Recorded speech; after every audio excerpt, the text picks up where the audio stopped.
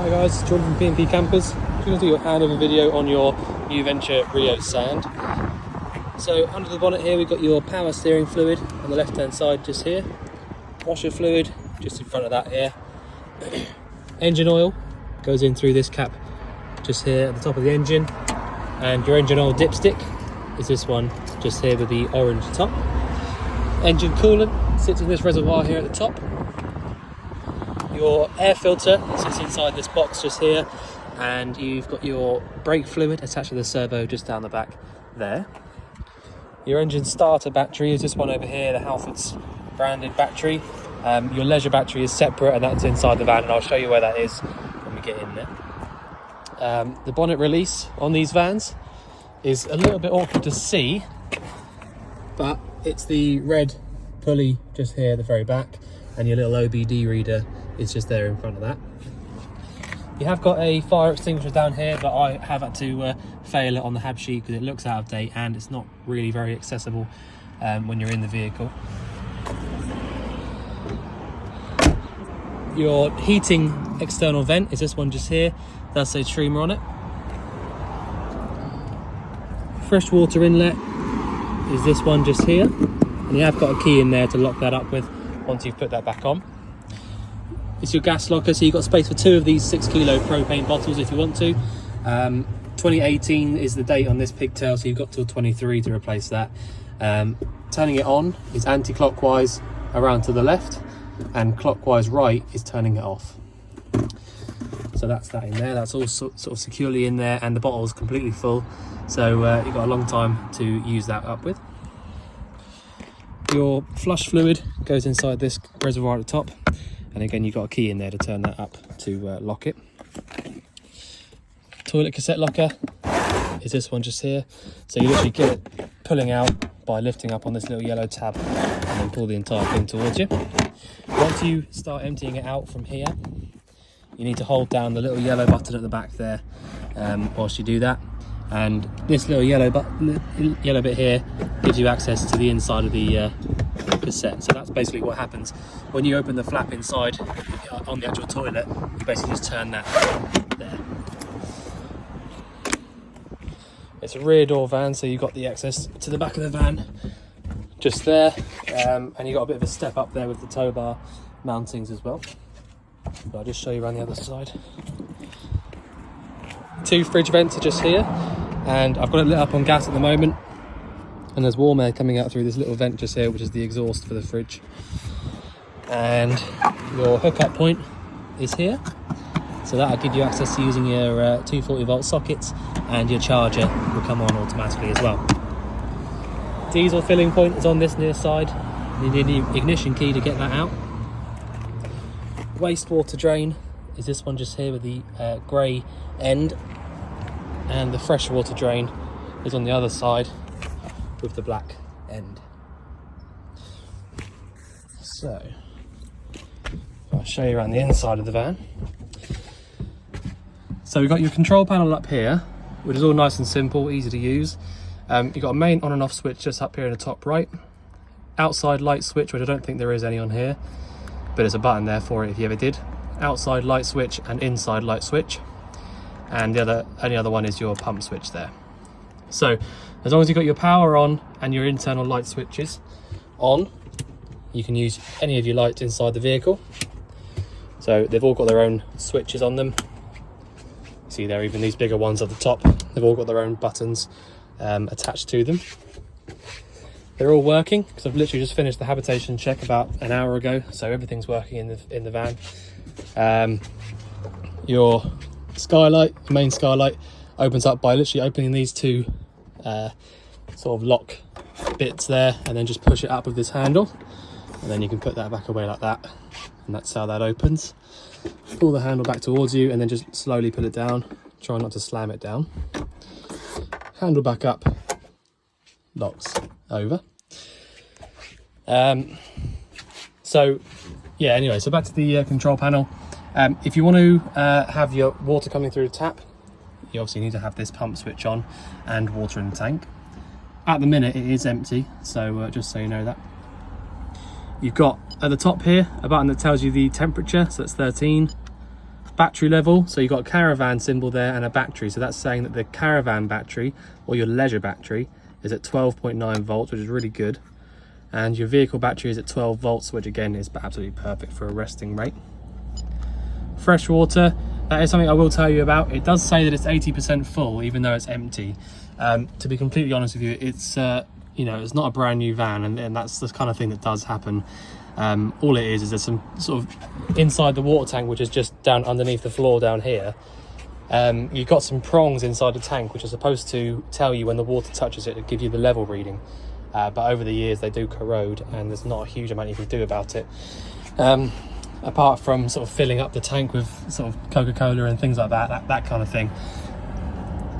But you can do that if you like, but about 3 or 4 watering cans full of water in there is full anyway, so it's about 40 litres, 30 or 40 litres or so. So that's that. So yeah, your battery level there, first time you click on it, it shows you your leisure battery level, and the second time it shows you your vehicle battery level. So that's a control panel, nice and simple. Your cooker up here, so you've got 2 burners up here.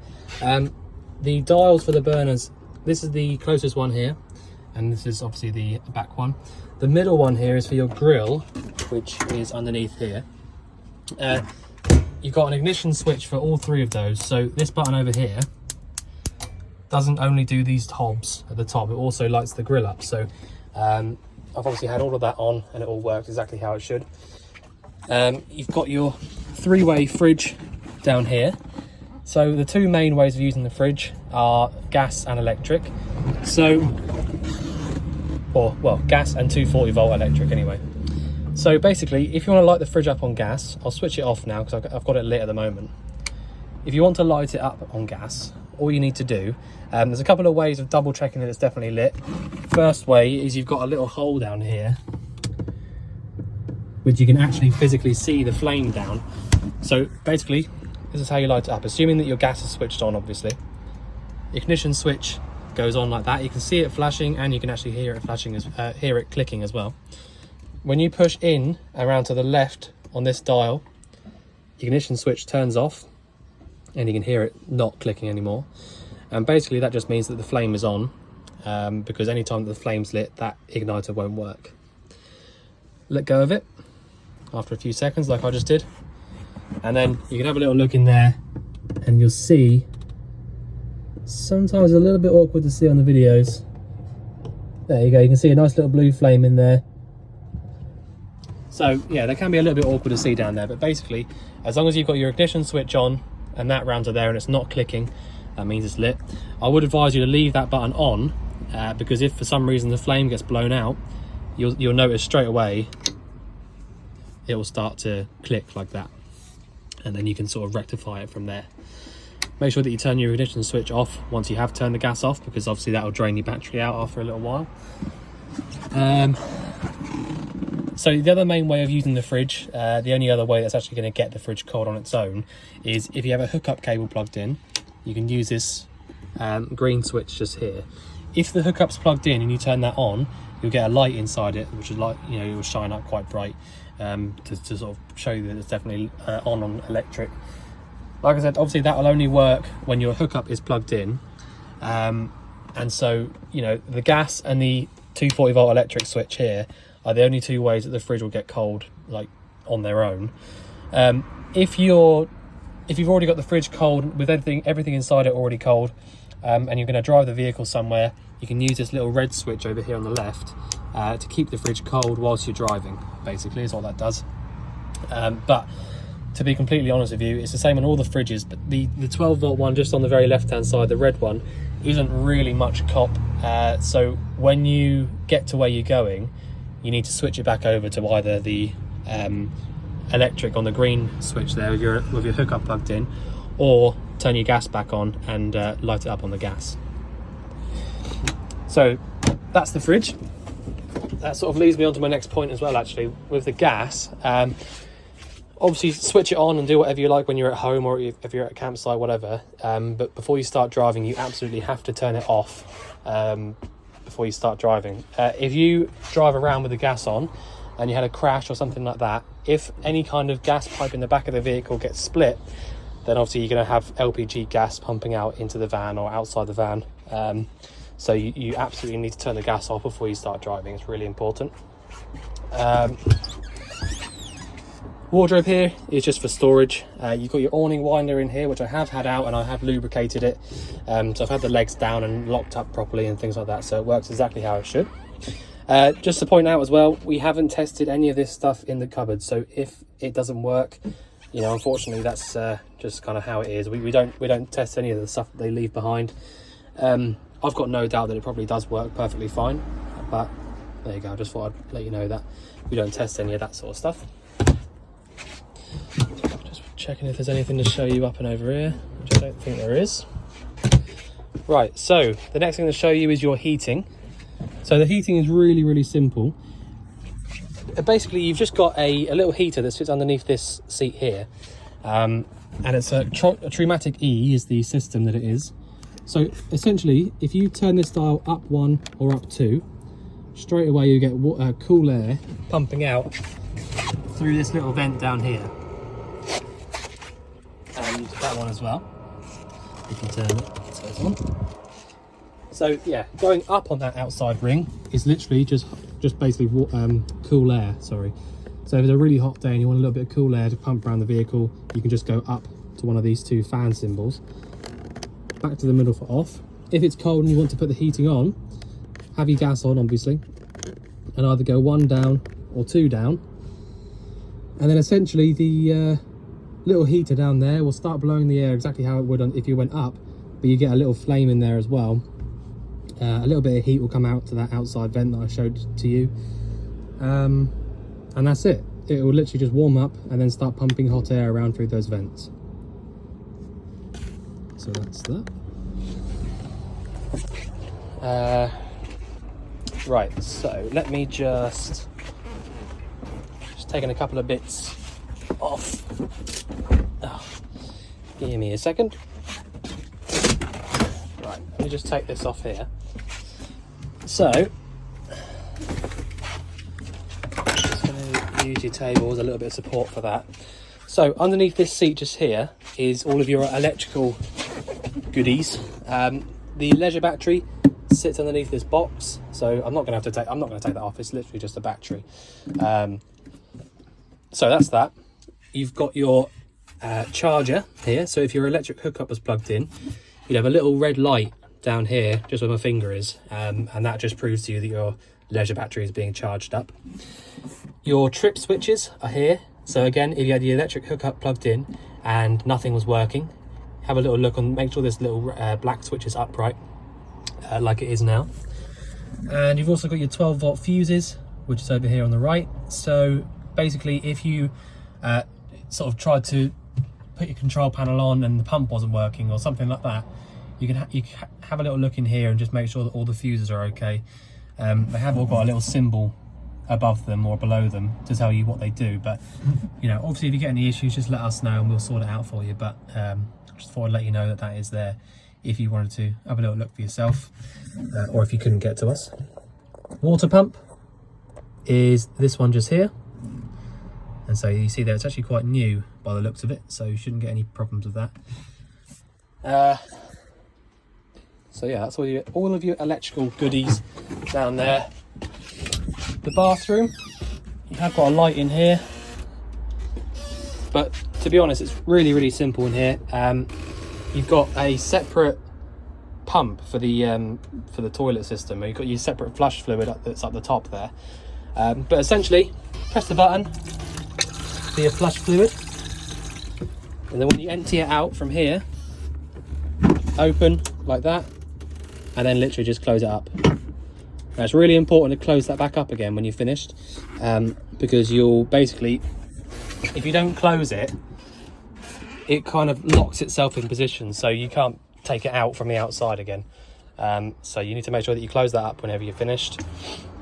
So yeah, I have cleared out your waste tank because it was kind of full with sort of gritty stuff. So I've poured some tank freshener down there and then drained it out again, so it's all running clear. these bits up here undo like that, and then fold down, so you've got a nice sort of worktop area there. But yeah, so otherwise I think that's about all I can show you. There's not a huge amount. I'll just show you a couple of bits in the cab. You've got a 5-speed manual gearbox, indicators and the horn are on the left hand stalk just there, as well as your lights on and off. Washers and wipers are on the right hand stalk. All of your fan control settings are just there in the middle.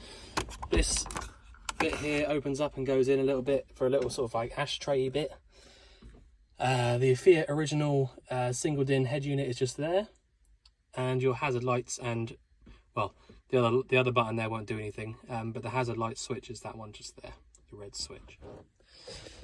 In case you were wondering as well, it took me a minute to work out how to put the windows up and down as well. It's just up here above your head, so if you want to do either of the windows or move either of the mirrors, you got to go to this little center bit just above your head there when you sat there, and that does it from there.